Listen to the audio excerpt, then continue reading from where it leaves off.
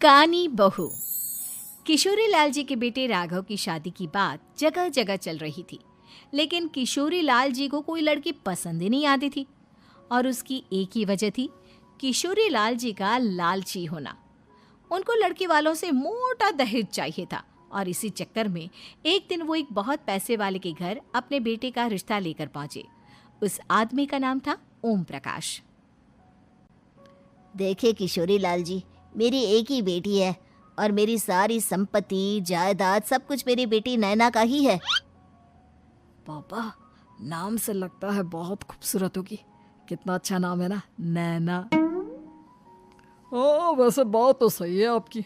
अब इतना पैसा है, जमीन जायदाद है, इकलौती बेटी, आप भी क्या करेंगे? सब कुछ उसे ही देंगे ना।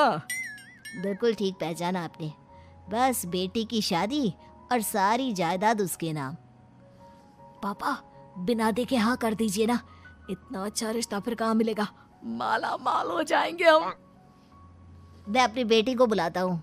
अरे नहीं नहीं नहीं नहीं, आपकी बेटी का नाम नैना है, सुनकर ही लगता है बहुत सुंदर होगी। रहने दीजिए अंकल, मैं तो आपकी बेटी के नाम से ही इतना खुश हो गया हूँ कि उसे बिना देखे शादी करने को तैयार हूँ। अब तो मैं उसका चेहरा सीधे शादी के बाद ही देखूंगा। और इस तरह राघव नैना का चेहरा नहीं देखता और उससे शादी कर लेता है। शादी के बाद अपनी सुहाग रात पर जब राघव नैना का घूंघट उठाकर देखता है तो नैना की आंखें बंद थी। कितनी खूबसूरत हो तुम नैना, जरा अपनी आंखें खोलकर मेरी तरफ देखो तो सही। नहीं, मुझे शर्म आती है। अरे, मैंने तुम्हें शादी से पहले भी नहीं देखा, और अब अगर तुम आंखें खोलकर मुझे देखोगी भी नहीं तो मुझे अच्छा कैसे लगेगा?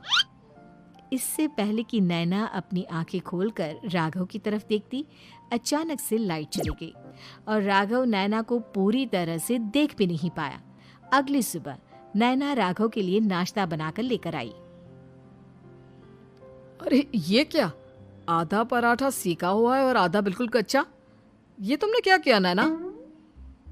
बहू, तुमने क्या आधा पराठा तवे से नीचे लटका कर रखा था, जो आधा सिका है और आधा कच्चा?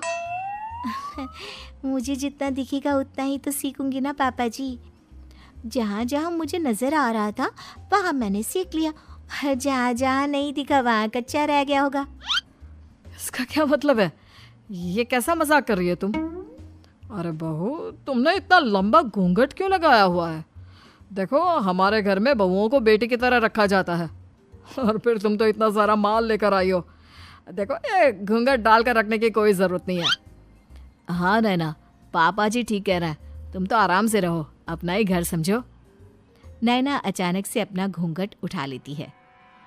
अरे ये क्या पापा, नैना की तो एक आंख फूटी हुई है। नाम से नैना, लेकिन ये तो कानी बहू निकली। मेरे साथ धोखा हुआ है, धोखा। बिना दिखाए अपनी कानी लड़की मेरे संग ब्याह दी। मुझे कानी बीवी नहीं चाहिए। मुझे अभी ओम प्रकाश जी से बात करनी पड़ेगी। आखिर उन्होंने मेरे साथ ऐसा किया क्यों? अरे, आप लोगों ने ही तो पापा से कहा था कि आप लोग शादी से पहले मुझे देखना नहीं चाहते। अब मेरे पापा पर क्यों इल्जाम लगा रहे हैं? अरे लेकिन उन्हें बताना तो चाहिए था ना कि तुम कानी हो, एक आंख से तुम्हें दिखाई नहीं देता। किशोरी लाल और राघव नाराज होकर ओम प्रकाश को अपने घर बुलाते हैं। पापा जी, ये आपने क्या किया? शादी से पहले बताया क्यों नहीं कि नैना की आंखों में परेशानी है? अरे, आप ही ने तो लड़की देखने से मना कर दिया था। अरे लेकिन आप बता तो सकते थे। आपको तो हमारी बेटी की प्रॉपर्टी चाहिए थी, वो भी पूरी की पूरी। अब क्या हुआ अगर उसे आधा दिखाई देता है? प्रॉपर्टी तो आपको पूरी मिल गई ना। अरे ये क्या बात हुई? मेरी शादी प्रॉपर्टी से नहीं, आपकी बेटी से हुई है। अब ये तो पहले सोचना चाहिए था, तब तो मेरी प्रॉपर्टी देखकर तुम्हारी जुबान लप लपा रही थी। लेकिन मैं कानी लड़की को अपनी बीवी बनाकर नहीं रख सकता। पापा, कुछ करिए ना आप। हाँ, करता हूँ। देखिए ओम प्रकाश जी, आप हमारे साथ ऐसा नहीं कर सकते।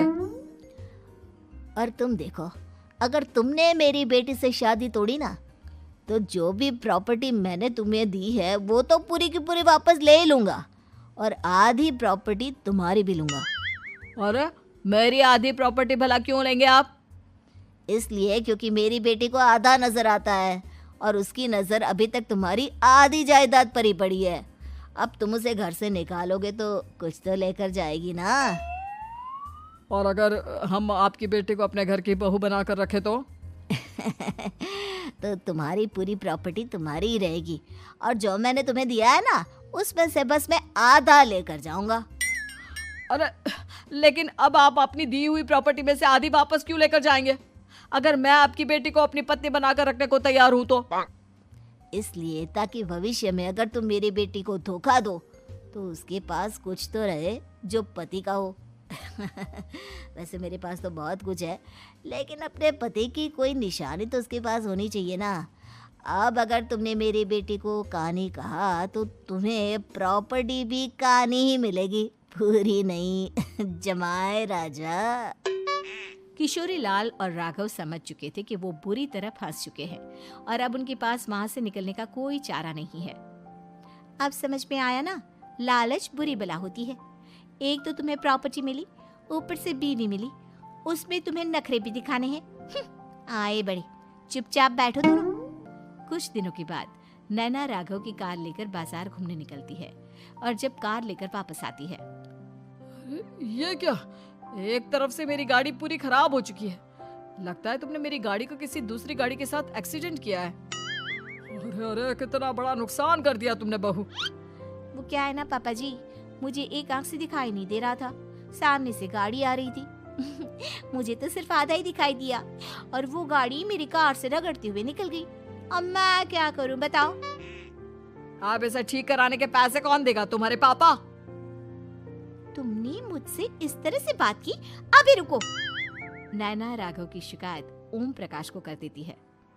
देखो राघव, अब जो मेरी आधी प्रॉपर्टी तुम्हारे पास थी ना, उसमें से आधी और मैं लेकर जाऊंगा, क्योंकि तुमने मेरी बेटी को डांटा। अरे नहीं नहीं पापा जी, गलती हो गई, माफ कर दो।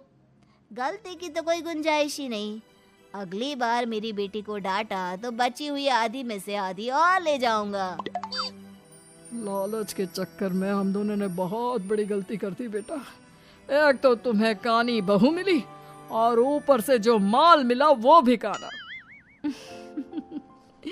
इस तरह राघव की हर एक गलती पर ओम प्रकाश उसकी प्रॉपर्टी का आधा आधा हिस्सा लेकर अपना सारा माल वापस ले गया और राघव को कानी बीवी से काम चलाना पड़ा। भाई लालच वाकई में बुरी बला है।